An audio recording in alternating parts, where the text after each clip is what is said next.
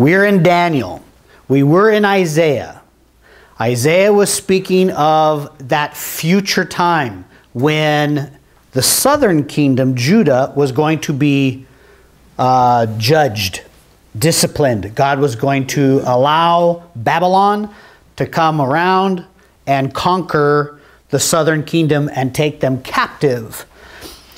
How long were they supposed to be kept captive? Do you remember? 70 years. 70 years. The thought behind that is that the southern kingdom would be in exile for 70 years. And after studying Jeremiah, studying Ezekiel, studying Daniel, I've changed my position a little bit on that. The scripture says that Babylon would be in control for 70 years. And at the end of Babylon's 70 years of control, then God would call them back. So if you do your calculations and you wonder, well, wait a minute, you know, Jeremiah says this and Daniel says this and then history says this and they don't mesh, it's probably because of that one primary difference of wording. Because Babylon, or the southern kingdom, was only under full Babylonian control and out of captivity for about 60 some odd years. And if you really want to get down to it, from the time when Jerusalem was destroyed, it's only about 40 years, 48 years, something like that. So the question is, well, when to when? When Babylon came in, destroyed, that was the start of the 70 years. 5 years later, Jerusalem is attacked first in 605. So 609, Nebuchadnezzar comes in and his kingdom begins.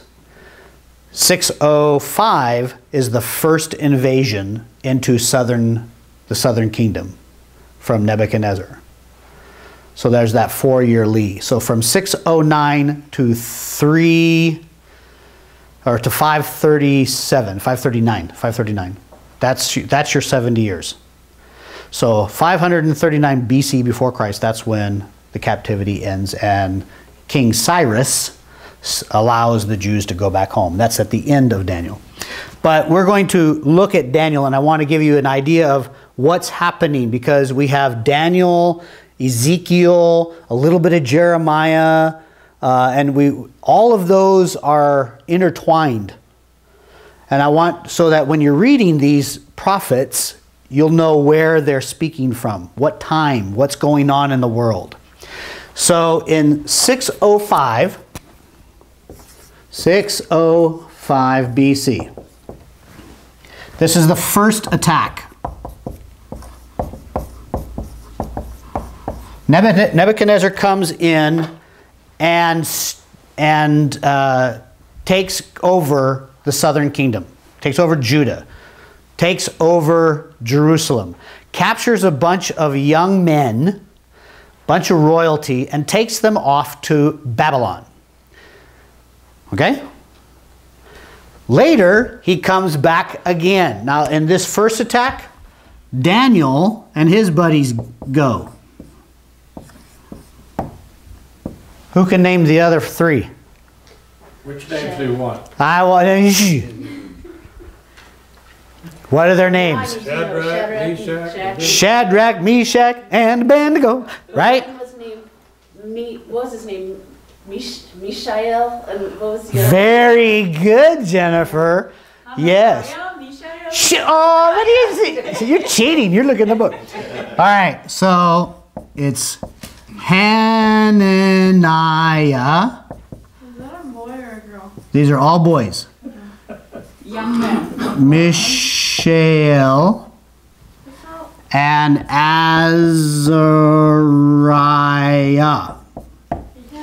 So Daniel, Hananiah, Mishael, and Azariah. When we get to the part, today's lesson, when we get to the part of when they were renamed, I want to ask you, how come you remember only Shadrach, Meshach, and Abednego? So they were the fiery furnace. Actually, these are all Babylonian names that honor Babylonian gods. These are all Hebrew names that honor the God. Keep that in the back of your head too. They can't blame me for thinking they're girls. Hananiah, Mishael. It sounds like Michelle. Hannah, maybe, but not Hananiah. So that's 605. Okay, next one is 597 BC. This is a second attack. Wait, would that be before? This is BC. So BC, the dates go backwards, remember? I never knew that. You didn't know that? Oh, so you get a little history here. So 597, Nebuchadnezzar comes back and attacks Jerusalem again. This time, a different person is taken away. Who knows who was taken this time? Ezekiel? Yes, Ezekiel.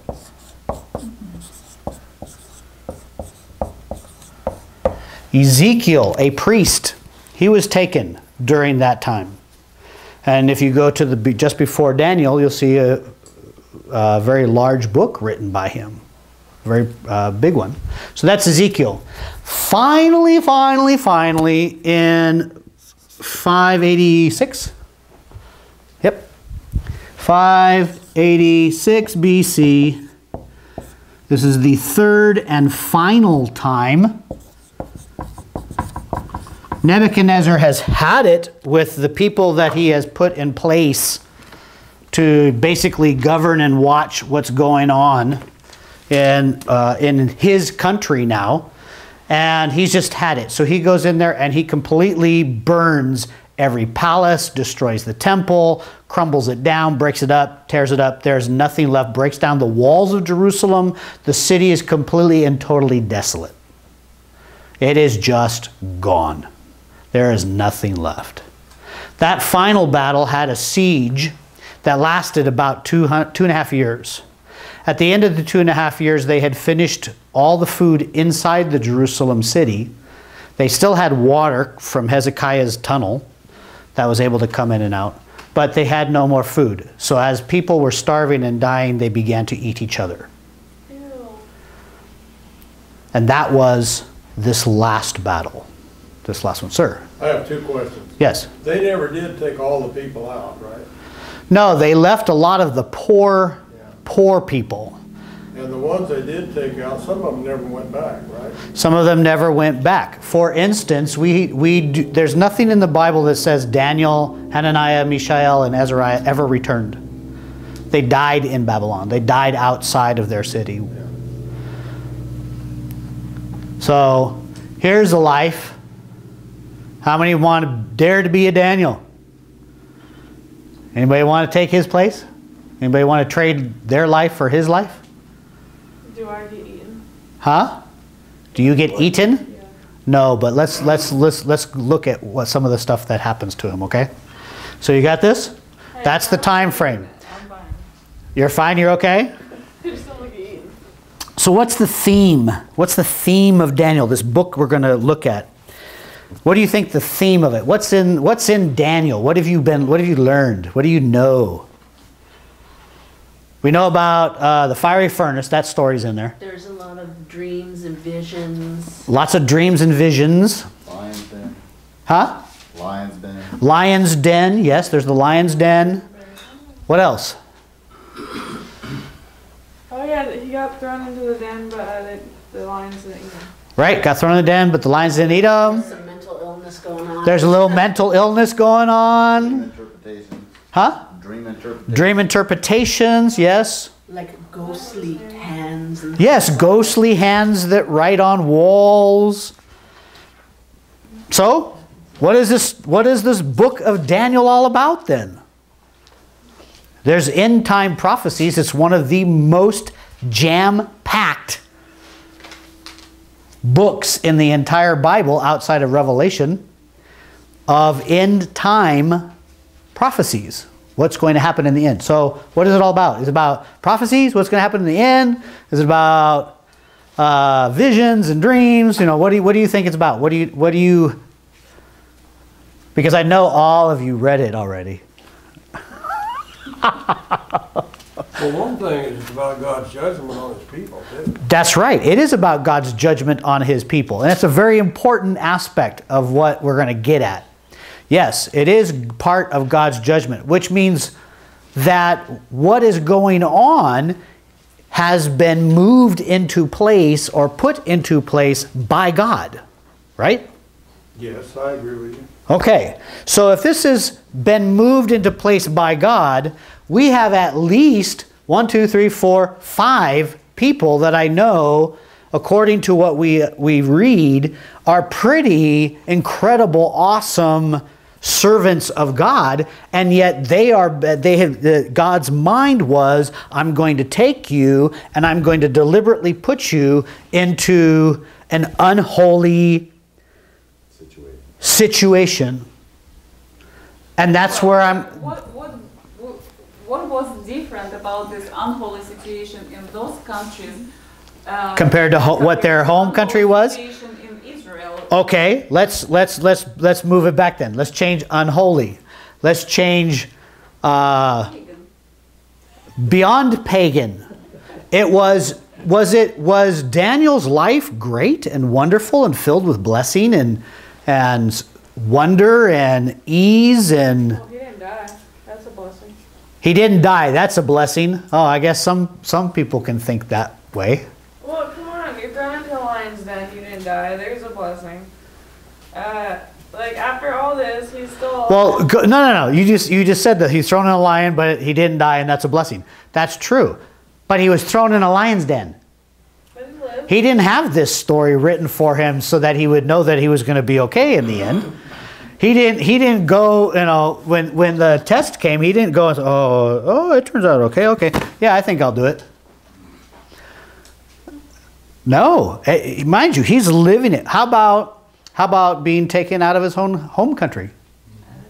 Away from his family? Are those nice things? He was enslaved. He was a slave wherever he went. His entire life he was a slave. He was a captive.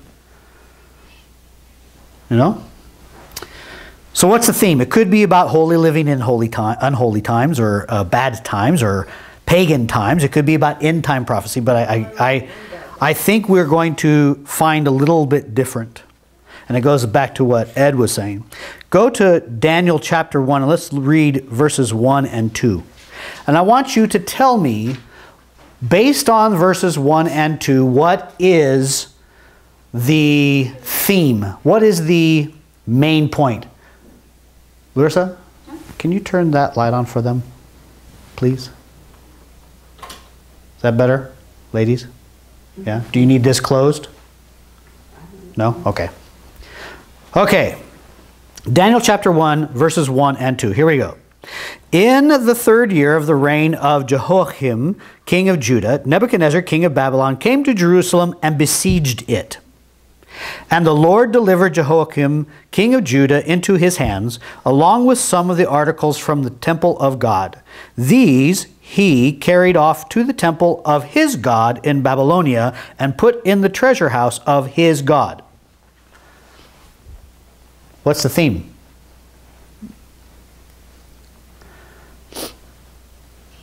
Is it about Daniel? The topic in my Bible says the life and visions of Daniel. The life and visions of Daniel. Yes, that is true. In these first 2 verses, though, do we hear anything about Daniel? No. No. Who are the main players?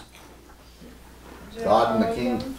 God and a king. This is the fulfillment of what we studied, right? When in Judges, when he said, you were stupid because you showed them all that stuff. Well, they're going to come and they're going to take your stuff, and this is when it happened. Right. Well, that was when we were studying Kings, and that was Hezekiah. And Hezekiah had shown all the Babylonians all the treasure and everything. Yes. How do you say the king's name again? Jehoiakim.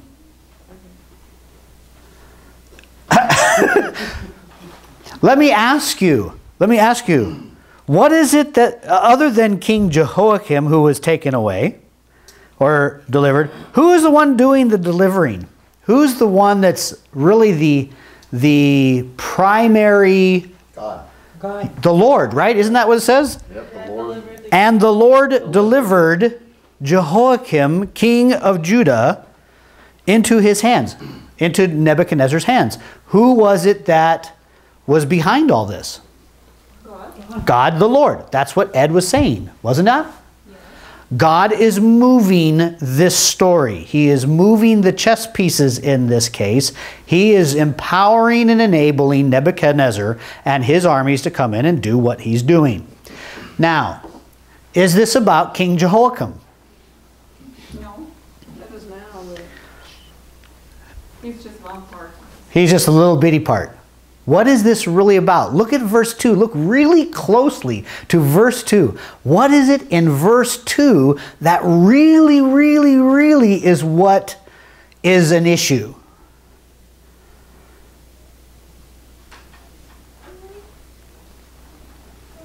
Can you see it? He took some of the stuff out of the temple of God and took it to Babylon and put it in the temple over there. Of their God. Okay. Let's go. Okay, we're getting warm. We're getting really warm. And I'll just give it to you because we're in time. The book of Daniel is not about Daniel per se. It's not about living holy in bad times. Events around him. Daniel is just an object that we can zoom in on and see what God's doing. This is about God, God's judgment, number one. That's true. We understand that part. But more than that, this is about God showing that he is absolutely sovereign over every detail throughout all the world, over every god, every man, every king. There is no power higher than him. And you will find this again and again and again in every single story in Daniel, including all the future prophecies in the second half of Daniel are all about God, King, Sovereign, Lord over everything. That's your theme. That's what it's all about. So what's the big deal about Nebuchadnezzar, this mentioning of taking the things out of the temple of God, the things that are used for his worship, taking them out of the temple of that God, the God, and placing them into a Babylonian pagan god in his temple? This is about God and everything else. Now, how do I know this? Well, I'm glad that you asked. Because, and let me read this to you because this is a quote from another gentleman. He says, the theme running through the whole book of Daniel is that the fortunes of kings and the affairs of men are subject to God's decrees, and that he is able to accomplish his will despite the most determined opposition of the mightiest king and potentate on earth. God can do it. That's the theme behind this. How do I know that's the theme? Well, because remember way back when we were studying Exodus? What did God say his purpose was for taking the children of Israel out of Egypt? What was he going to do? To establish his name. To establish his name. What was the phrase that kept recurring again and again? So that they may know that I am the Lord. Yes, that they may know that I am the Lord. Remember how many times we read that? Well, remember when I said this guy right here? Ezekiel. Remember I said he was captive? He was a prophet, a priest that was captive during this time of Daniel.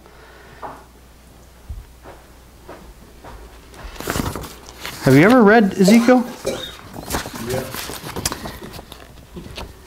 Here's Ezekiel in Babylon, captive. What's God's point through Ezekiel? Ezekiel chapter 6 verse 10. And they will know that I am the Lord. 13. And they will know that I am the Lord. 14. Then they will know that I am the Lord. Chapter 7, verse 27. Then they will know that I am the Lord. Chapter 12, verse 15. They will know that I am the Lord when I disperse them among the nations and scatter them through the countries. 12:16. They will know that I am Lord. 24:27. They will know that I am Lord. 25:11. 25:17. 26:6. 28:26. 29:9. 29:21. 30 on. That's they will know that I am the Lord. If you go back, look for you will know that I am the Lord. 6:7. You will know that I am Lord. 7:4. 11:10. 11:12. 12:20. 13:14. 13:21. 13:23. 14:8. 15:7. 16:62. On and on and on and on. More than 50 times in Ezekiel, Ezekiel's prophecy is from the Lord They, outside, will know that I am the Lord. You will know that I am the Lord. What is the point? Evangelizing the world. Yes, I'm going to make myself known. I'm going to make a name for myself. That was his plan from the very beginning. So when you get to the book of Daniel, and now you have narrative, now you have stories that are popping up. What is it that you expect to see if Ezekiel is prophesying during this time of captivity and saying the goal of God is to make his name known, that they will know that I am the Lord, that I am the one and true God, that I am the sovereign over all things? What do you expect the book of Daniel to be an illustration of? Don't you expect it to be an illustration of God showing that he is the Lord, that he is above all things, that he is completely and totally sovereign over all the things of man? And that is exactly what you see. Exactly what you see. That's what you're going to find. Now, if you hold on to that thought, you'll get through Daniel and it'll be really cool. There'll be some wonderful things that'll pop up. How is it structured? How is Daniel structured? There are 12 chapters. The first 1 through 6 is considered the first half. Most people have no problem teaching on that half because that's the narrative. That's all the stories. Starting in chapter 7 on through chapter 12 are all the visions and prophecies and dreams and the beasts and the four-winged leopard and on and on and meeting Michael, the angel Michael, and Michael having to wrestle with the prince of Tyre, and I couldn't get here in time, and all this, and I don't know what's going on. And that's the second half. That second half, most people, they don't want to deal with it. There's either A, I can't understand it, 2, there's too much controversy over it, or it's just not story, and who knows what that is. So we'll just leave that alone. That's future. It doesn't pertain to me. Let's just deal with the first 6. You can't do that. That's not good. That's not good Bible study. You need to take the whole thing. Whatever the theme was to begin with is carried on through all 12 chapters. It will help you understand the final chapters and the point. The whole point. If you keep in mind, this is God showing that he is ultimately sovereign over all things throughout all of history until the end of time. And nobody can sway him off course. There's also 2 languages in this book. It starts in Hebrew. The original writing is in Hebrew. When you get to chapter 2, verse 4, the very first part, or the second half of verse 4, it changes to Aramaic, which is the Chaldean. It's the Babylonian language. And then it goes back at the end of chapter 7 to Hebrew to finish up the last 8, 9, 10, 11, and 12, last 5 chapters. Well, that's curious. Why would Daniel write in 2 different languages? That might help us also. Maybe the stuff that's written in Aramaic is more to the people that are used to reading Aramaic, which would be the Babylonians, the Medes, the Persians, the Assyrians, the people that are around here. Later on, it'll become the common tongue in Israel, future, in Jesus' time. So that's something else to think about. Okay, well, why would he put it in 2 different languages? And why at the end does it go back to Hebrew? Is there a different audience? So what is the strategy here? We got a strategy. We know this book is about God and everything else. And all the strategies, all the plans, all the genius minds of man and their gods going up against the God, the Most High God, and how it plays out. That's what we're going to see. Every story that's going to happen. Okay? So what is the strategy of the world? What did Nebuchadnezzar do to win the battle? To win these 4 guys? What did he do? Let's read it. Who can read for me, please, verses 3 through 7? Loud voice. Jennifer, can you do that for me, please? Then the king ordered Ashpenaz, chief of his court officials, to bring some of the Israelites from the royal family and the nobility, Young men without any physical defect, handsome, showing aptitude for every kind of learning, well-informed, quick to understand, and qualified to serve in the king's palace. He was to teach them the language and literature of Babylonians. The king assigned them a daily amount of food and wine from the king's table. They were trained for 3 years, and after that they were to enter the king's service. Among them were some from Judah: Daniel, Hananiah, Mishael, and Azariah. The chief official gave them new names. To Daniel, the name of Belteshazzar; to Hananiah, Shadrach; to Mishael, Meshach; and to Azariah, Abednego. Okay. So, Nebuchadnezzar, the world has a strategy. It has a plan. It has a scheme. I want to override God. I want to be God. So, King, wonderful Nebuchadnezzar, who thinks he's all that and a bag of chips, and was very brilliant, wonderful architect. One of the 7 wonders of the world were built by him. He built a mountain. You look at me like this. How do you build a mountain? He bought a mountain. He went out and he had people make an artificial mountain for his princess bride. Why would she want a mountain? Because she was from the mountain country of Persia, and she wanted gardens, and all that was around Babylon was flat desert mech. Dirt. So in order to woo her and get rid of her bad mood, he went out and he had them import huge blocks, like a pyramid. Of dirt? No, a block of rock.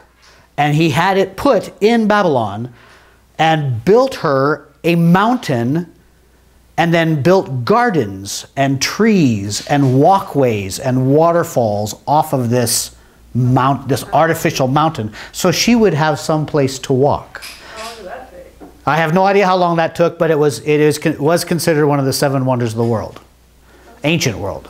It was tremendous. What a great, and he was able to bring the water up from the Euphrates, figure out how to do this, brought the water up through the Euphrates, up to the top of the mountain, and it cascaded and watered everything coming down.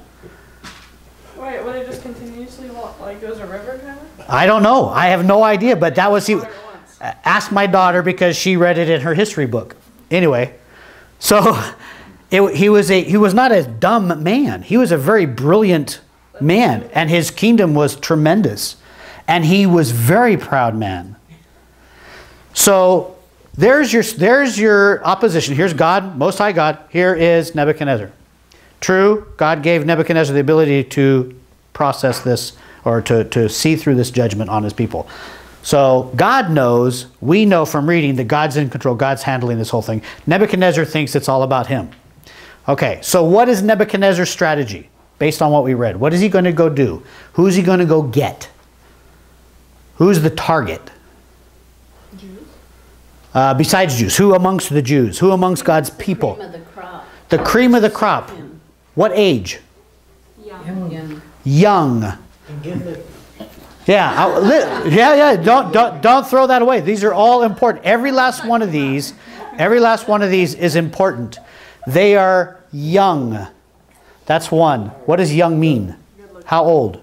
How old is young? Probably 18 or younger, or 20 or 20 or Around younger. 20 probably. Anywhere between 15 and 20. Somewhere between there is right. So you're right. So 18, 15. These are not little boys who haven't learned anything yet. Where did they grow up? What environment did they grow up in? What does it say? They were from noble family. Nobility royal. So these are, like you said, the cream of the crop. These are people who have been well educated in how to present themselves and act in court, in royal court. They know, they've been educated in their own country. These guys are not dummies. These are very good looking, cream of the crop, royal, brilliant, well educated young men, older teenagers. Why can't we have that at school? Why can't you have that at school? I have so much to answer that, but we'll leave it at that. Smart. There's some there. You just haven't found them. Yes, thank you. You lost your. I took it off so I could cook. I don't like cooking with my ring because it gets my ring all dirty. Anyway, so the target is young, well-educated royalty. Royal groups. Good-looking, handsome guys. That's who he went after. Don't throw that away. There's a reason for that. And then he was going to do something to them. What does he do? Just bring them over to his country and say, okay, come on in. Are you going to kill them? No. Educated. He's going to, and I want you to say that again. Say that again, that he wants to do what? He wants to educate them. Educate them. What do you think? They're already educated. They're already educated. So what are you going to educate educated people on? On him. Your own ways. His ways. Reteach To his ways. to his ways. What ways are his ways? Babylonian. Babylonian ways. What ways are those? Pagan gods. Pagan gods. Ungodliness, unrighteousness, whatever. You know? Unrighteousness, unholy, anything that's not God's way. Right? So pretty much anti-Bible. Anti-Bible, exactly, yes. He is going to indoctrinate them into a world that is opposite or contrary to their world. You go to Sunday school, you go to church, and you learn this is what God says is truth. You go to your school, and your school says, let me tell you the real truth. They're trying to brainwash you over there. This is not really the truth. God's ways are not really absolute. In fact, I'll tell you what, there really is a no God. Two, there really are no absolutes. It's whatever you feel like. What was that? They say the Bible teaches hatred and Yes. and like you can't accept other people and their ways. Even Intolerance. Though the Bible, intolerance. Even though the Yes. Bible is the exact opposite. It says love everyone. Right. So you have this indoctrination going on. Now, why does he want to indoctrinate youth?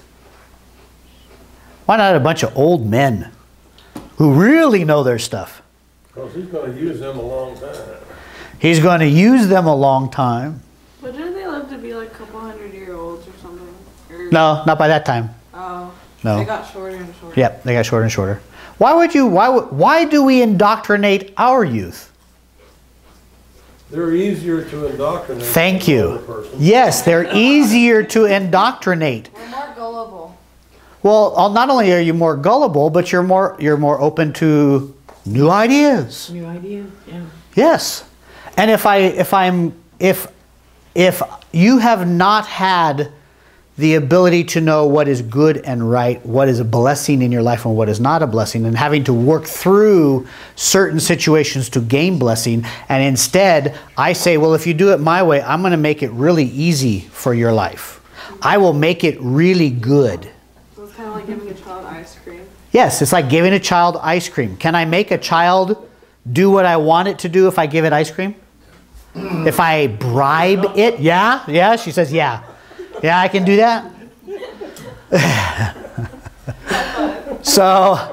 So you get the younger people. And does he do this? We understand that what he said is educate them. What are they going to educate? Culture and language and literature. He's going to, and part of that is, we'll find out later, that he's going to be taught astrology, sorcery, magic. Yeah, black magic. Those will be part of his coursework. Because when they get called, what category do they get fit into? He was like the chief of the magicians or whatever. Not Yes. the chief, Kind of like Yes, chief of the magicians, things like that. He was ahead of the wise men. The wise men of that day were not scholars so much as they were diviners of wisdom. They could find wisdom. They could read the stars. They could, roll bones or whatever it was that they did. It was a cult. So here's a child of God, 4 of them actually, brought out between age, how old are you now? 12? You're 12, right, Justin? Okay. So 3, 4 years, 5 years older than you are. And guess what the first thing they get is? to eat ice cream. No, the first thing is they become emasculated. They just go and cut them off. All of them. Ready for that? Read that. You won't. You won't. You have to go to another book that tells you that that's what happened. What book? We read it back in 1 Kings, remember? That your people will be taken away and they will be emasculated. They'll be made into eunuchs. Sir? These Daniel... Hananiah, yes? Yeah, though you say they're educated, were they educated? How were they educated before they left their homeland? Were they religiously educated, or were they? Well, if they were easily persuaded, they might have not been religiously educated. Well, I'm not saying that they were. I'm saying that's a strategy that Nebuchadnezzar had as far as being easily swayed. They were probably based on Daniel's life and the other three's lives and how they chose to live. They probably had a very heavy indoctrination into the books of the Bible, the Mosaic Law, because he says it's against, when we talk about the diet, he says it's against God to have these particular foods. If just give us this, this, and this. So I believe that they were indoctrinated and taught very well those things. And mind you, you're talking, if it's over 12 years of age, they're already in the temple. They're already considered adults, quote unquote. So they should have some very good knowledge on how to rule, reading the Kings. And Daniel, we find out, is very well versed in the prophets and Jeremiah and Isaiah and things like that also. So he's read all those. So it's educated. So what else happens? Verse 5. What else is the king going to do? What else part of the strategy? You assign them daily amounts of food and wine for the king's table. Yes. And train for 3 years. Well, let's stop before there. Stop. He assigned them a daily amount of food and wine from the king's table. Why is that? Why is that bad? Why is that? What's wrong with that? Why would that be part of the strategy? You have to think that culture now. So, Unclean. oh. You don't think so? Because it's royal food. If it's round food, you didn't want to eat the food. Huh? Fattening food. Fattening food. No, I don't think so. High five. Go back and think about all the movies that you've ever saw about that day and age when they are eating. What was it like to sit down in those days to dinner to eat, and you're having the best, choicest of foods and wine? Compared to bread and Well, I butter. have an idea, but I It's don't still know if it's bribing. right. Well, try it. Because they would have stuff that was so much better that it would make them, they would like that, and it would, like if I said, hey, you guys were going to meet out in the back for some crackers, or you were like, we're going to have this Thanksgiving dinner, everyone would be like, yay, and happy and be a part of this, and not like that so much. Well, that's definitely part of it. The idea that this is royal food. This is the best food. This is from the king's table. Technically, it's still like bribing, but persuading. It's a bribery persuasion. That's absolutely true. And wine. Mind you, it's wine too. Young man, big old table, spread all out. Everybody's on pillows. But he got a certain amount of food. His portion. That means it came from the king ate, and then the food came and sat down in front of these. Everything that's left over. Yeah, I mean, we're talking the best of the best. If it was possible the king could eat this, now it's in front of these boys, and so is the king's wine. How good do you think the king's wine is? It's the best of the best. Oh, it's the best of the best. And think about it. Persia, that area. Everybody's on pillows, and you got this big table that's all spread out. What do you think's going around around the table? Could it be? Eating in meals was not sit down, prayerful thought, have a little bit of something, and then everybody gets up and goes. They partied like rock stars. Yeah, party like rock stars. More than likely, yeah. Do you think Nebuchadnezzar went over and brought the ladies in? Oh yeah. Well, actually, I probably should say that's probably not what happened, because mind you, they're eunuchs. They emancipated. They're not emancipated, emasculated. Emancipated, yes. No, but the idea is that the culture of the dinner and the things that would happen, the festivities. Dinner was not just eating. It was a festivity. There was entertainment. There was the culture of the palace that was brought in. They were exposed. Dinner and a show. Dinner and a show, exactly. Perfect. That's exactly right. So it's not only the food, it's everything that went into the meal and the wine and the environment and everything too. I'm going to draw you in because it's a wonderful, wonderful world. Like the luxury, or it's kind of like how like you would lure a kid in. Yes, you're luring. You're fishing, and you're pulling. The same mindset as like the people who like kidnap kids. Like I have candy. Yes, it is. Just like kidnapping kids, and the guy that has Brainwashing. Well, it's drawing them in. You make them believe that this is a better life, and it's the best food, best wine, best entertainment. Who would want to give this up? Of course, Nebuchadnezzar, I'll do what you want. Now, was that it? What about their names? What's important about their names? Oh no, but they got some pretty weird names going on. Well, Daniel, the L in Daniel, comes from Elohim. So all of these names that end in L, Mishael, that comes from the name Elohim, which is God's name. That's how he introduced himself initially, was Elohim. Hananiah, at the end, comes from the word Yahweh. Yahweh, which is his sacred name, his secret name. In fact, the Jews wouldn't even repeat it. So Yahweh. So Daniel means God is my judge. Yeah. His name was changed to Belteshazzar. That means Bel, the god, or Moloch, or Marduk, the Chaldean god, protects the king. So he was changed to a pagan god. So technically he's protecting the king? They just changed his name. And I'm going to ask you why in a minute. Hananiah means the Lord is gracious. His name was changed to Shadrach. It means grace of Aku, who is a moon god. Mishael, who is like the Lord. His name was changed to Meshach, or who is what Aku is.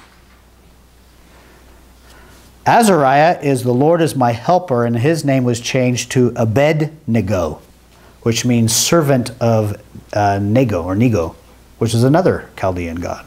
Why would he change their names? Anti-Bible. More than anti-Bible. So that they forget everything that they learned in So they forget your name. Jerusalem. To be more like him. To be more like him. Those people. I'm going to change your name, Phyllis. Yeah. We're going to make you Gertrude. And Jennifer's not going to be Jennifer. I want everybody to call Jennifer Alice. What's mine? Yours is Miss McGillicuddy. I mean, what do I do? If I change your name, what am I doing? What am I attempting to do? What am I stripping away? Show your Mine's power our and changes. identity. What was that? It's our identity. Yes, it's your identity. I am taking away your identity. I don't want you to remember anything of what you had before. I don't want you to remember every day, if Mishael was to see Daniel and say, Daniel, he is repeating, the Lord is my judge. He's reminding Daniel who you are. Who are you named after? You are named after Elohim. If Hananiah is talking to Azariah and says, Azariah, how are you doing today? Don't you know that when he says that, it is the Lord is my helper. Yahweh is my helper.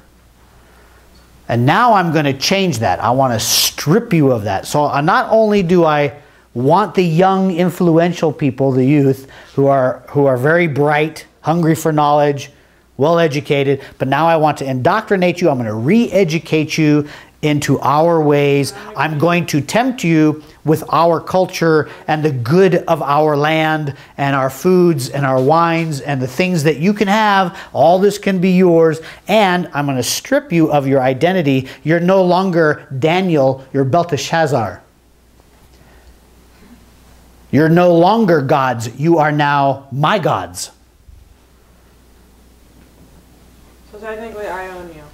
Excuse me? So technically it'd be like I own you. Yes, he's taking everything from them and giving them his version of it. What do you think God is going to do? You think God's going to say, okay, that sounds good to me? No. He's going to battle. No, because this is of course he's going to battle, because this is not about Daniel and his 3 friends. You get to call it war.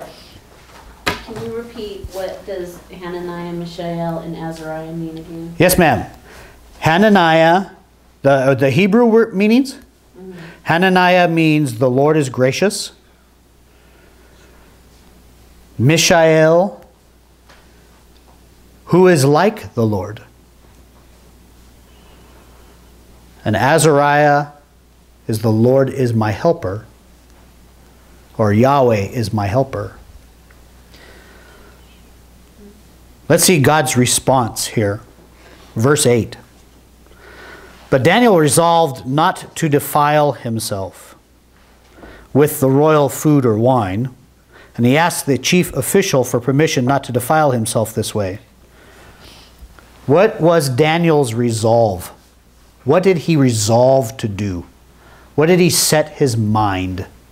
He didn't want to be defiled. He didn't want to be defiled. He was still going to live according to God's rules. Yeah. He was still going to live to honor God. Yes, God's rules. He was going to live holy despite where he lived. Thrown into the den for praying. That's later. Don't get ahead. That's What the is... story I know about it. Well, you're going to find out a lot more about him. What was God's response? Here's Daniel saying, I'm going to stand up in it's okay. Here's the scenario. Daniel stands up and says, I'm not going to do what the king said. I'm going to do what God said. But he asked for permission. So he asks for permission. That's how he said this. He chose within himself, I'm not going to defile. I'm going to honor God. I'm not going to do what I know is dishonoring to God. So he says, I'm not going to do it. What is God's response? Verse 9. What is it, Nikki? Verse 9. Now God had, No. You got to do it louder than that. now God had caused the official to show favor and to show And favor and sympathy to Daniel. Very good. What was God's response? You're gonna get praised, or you're gonna get rewarded. Not you're going to get rewarded. What does it say? Changes the official's heart. Yeah, it gave sympathy in the mind of the official. The chief official, the guy who's in control. God comes down and says, you're going to be okay with Daniel. Well, yeah. Well, you're granting Daniel's wish because he's still following God. Well, he doesn't have to, but God intervenes and says, I'm going to cause you to have sympathy. I'm going to cause you to be in favor of Daniel and honor him. I want you to do this. Well, let's see what happens. Verse 10. But the official told Daniel, I'm afraid of my lord the king, who has assigned your food and drink. Why should he see you looking worse than the other young men your age? The king would have my head because of you. Is that an appropriate fear? Yeah. Yes, of course it's an appropriate fear. He's afraid that if Daniel and the other guys come away looking all haggard and nasty, then it's going to be his head. He didn't do his job. So what does Daniel say? Verse 11. Daniel then said to the guard whom the chief official had appointed over Daniel, Hananiah, Mishael, and Azariah, please test your servants for 10 days. Give us nothing but vegetables to eat and water to drink. Then compare our appearance with that of the young men who eat the royal food, and treat your servants in accordance with what you see. Now, what's the negotiation? What's the deal? If we look better than... I read ahead. What's the deal? What does Daniel propose? Test our way, and then you Test our way for 10 days. Test our way for 10 days. And what are they going to be given? Vegetables and water. Vegetables and water. Now mind you, vegetables in this case is not just carrots and broccoli. Vegetables includes grain. So they're going to be on breads and grains, barleys, and vegetables and water. That's what they're going to be eating. Okay? And then the other ones get royal food. And the other ones get royal food. Verse 14. So he, the royal official, agreed to this and tested them for 10 days. At the end of 10 days, they looked healthier and better nourished than any of the young men who ate the royal food. So the guard took away their choice food and the wine they were to drink and gave them vegetables instead. Stop right there. Why did they look healthier and more nutritious? Because they're not getting drunk and partying all the time. They're not getting drunk and partying all the time. Well, possibly. That's good for you to know. They were eating healthy food. That's what you were thinking? What God already told Jews what is good for them to eat, it was for their benefits of the health. I mean, health beneficial. Okay, that's what I was waiting for somebody to say. That's for their health benefit. God had a dietary law in the Mosaic law, and so they decided to stick by it, and therefore, because they ate healthier food, they looked healthier and stronger and more robust. No. Was there something in the Mosaic law that said they couldn't eat meat? Unclean, from unclean.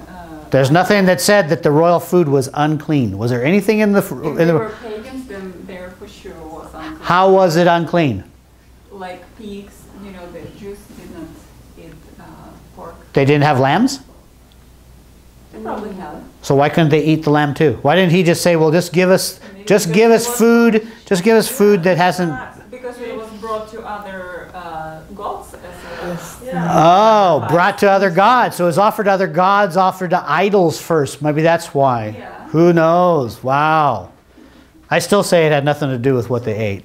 Is the question why they looked healthier? Why did they look healthier? Because it was like God used them to prove a point that they followed his ways and they were better for it.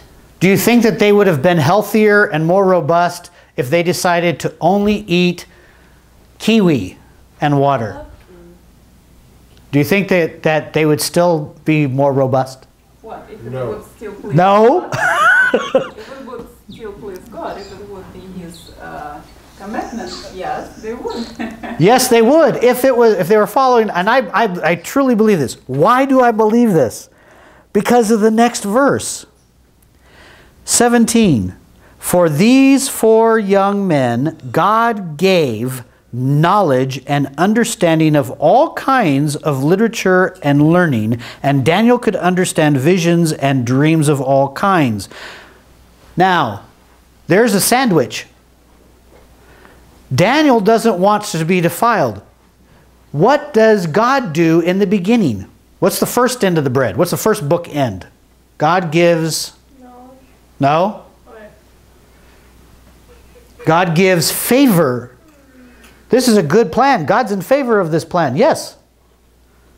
I'll get this official to go against, put his neck on the line, so to speak, to do Daniel's way. And then I'm a sandwich on the other end. Not only did they end up fat and plump and looking healthier and more robust, but I'm going to bless their training. They're going to become amazingly more intelligent, wonderful, wise, whatever you want to call it, than all of the other people.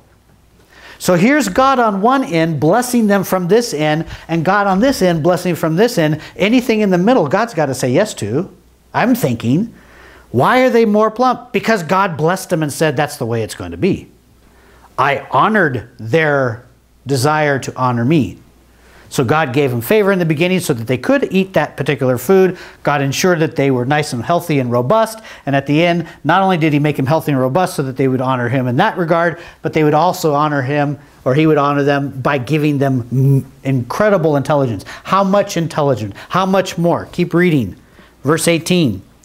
At the end of the time set by the king to bring them in. How much time?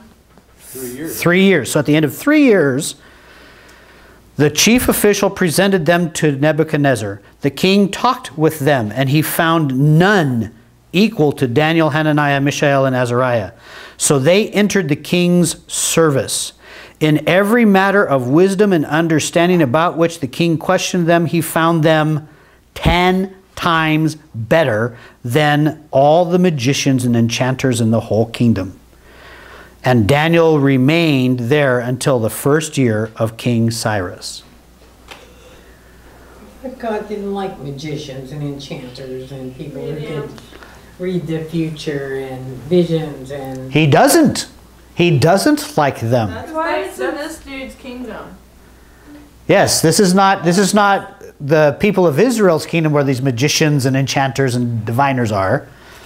This is in a different country. But God is using this country to bring judgment on his people.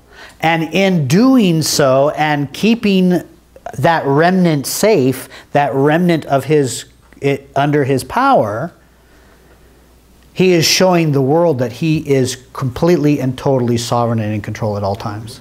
Even in bad times. Even when bad things are happening to good people. Quote unquote good people. So what do I walk away with? I think there's an importance to being holy. I think there is an importance to standing up to what is right and what God says to be real and truthful. Let me give you some reasons why. One, God commands it. 1 Peter chapter 1. Flip over there real fast. We're going to run through these really quickly and then we'll close.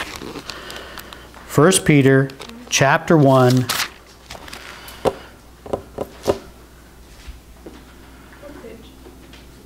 1887.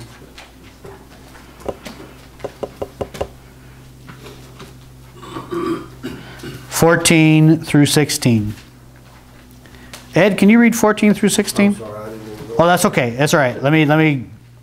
Someone else there? 14 through 16. Now that you are obedient children of God, do not live as you did in the past. You did not understand, so you did the evil things you wanted. But be holy in all you do, just as God, the one who called you, is holy. It is written in the scriptures, you must be holy because I am holy. Is that a command? Yeah. Is there a conditional put on that?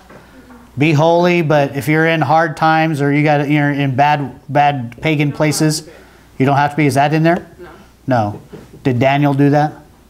Was Daniel, did he follow the command? Did he stand by it? Yes, and God honored it. How about it's the grand goal of Christ's work in us. It's his end for us. Go back to Ephesians. Let's go back a little ways. Ephesians chapter 5.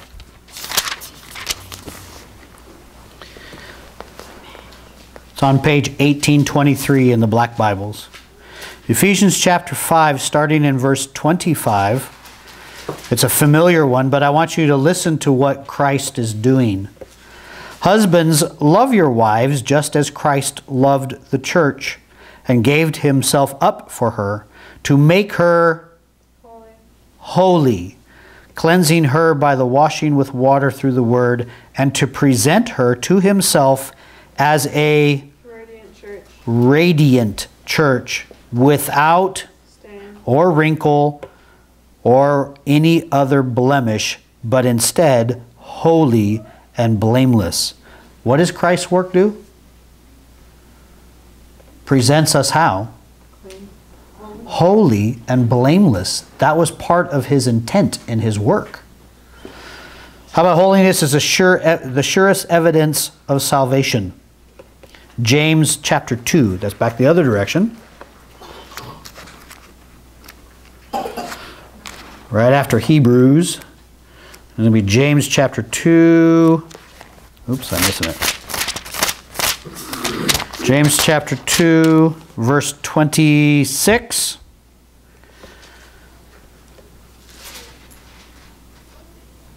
As the body without the spirit is dead, so faith without deeds is dead. What kind of deeds? Good work. That's 26. Good works. Righteous works. Works of the Lord. Works of the Lord. How about it's the nature, or actually how about this one? Holiness is proof of our love for Jesus. How about that one? Can anybody quote something? What's a good verse for that one? Holiness or obedience to holiness is proof that you love Jesus. John chapter 14. If you love me, you will obey me. Is that right? Or you will obey you. If you obey me, you love me. Let me see. Now I got to go look. There's a couple, There are many in that verse. There you go. Verse 15. If you love me, you will obey what I command. Verse 21. Whoever has my commands and obeys them, he is the one who loves me. He who loves me will be loved by my Father, and I too will love him and show myself to him. 23 is the same way. 15:14 is another one. How about, it's the nature of God's child to be holy. There's more of that. That's John 8, verse 38 through 41. It's one of the strongest ways to show your love towards others. You ever thought about that? Being holy, living your life in a way that's dedicated to holiness, to honoring God, is one of the best ways, surest ways, most effective ways to love others. Think about this one. A wife who is a Christian and a husband who is not. What's the advice given to the wife? Treat him like dirt and walk away? No, you're supposed to let him see God through you because you're supposed to. Be Oh, I know this. I know this. It's the one where we talk about the braids and stuff, like. No, that how do you know that you will not say your husband, or how, that he will? Yes. How do you know that through your manner, the way you live, does not bring your husband, the unsaved husband, to the Lord? That was in 1 Peter, isn't it? Where Yep, was 1 that? Peter. Very good, Jennifer. 1 Peter chapter 3, verses 1 and 2. Yes, absolutely. Is that a great way to love your neighbor? Yes. I will live in holiness so that you will see it and you will desire him. That perhaps God will use it. I'm going to read it. You're going to read it? You got it? I You know like this one, verse, don't you? Yes. It says, wives, in the same way be submissive to your husbands, so that if any of them do not believe the word, they may be won over without words by the behavior of their wives, when they see the purity and reverence of your lives. There you go. Absolutely. How will they know that you are my disciple? By love to each other. Love for one another, exactly. So, that's that one. How about holiness is a prerequisite to entering heaven? Do you know that you have to be holy to get into heaven? I'll give you two places. Hebrews 12:14 is one. The other one is Revelation 21:27. And I'll go that one just to list that one. 21:27. Revelation's the end of the book. 21:27. Nothing impure will ever enter it, nor will anyone who does what is shameful or deceitful, but only those whose names are written in the Lamb's book of life.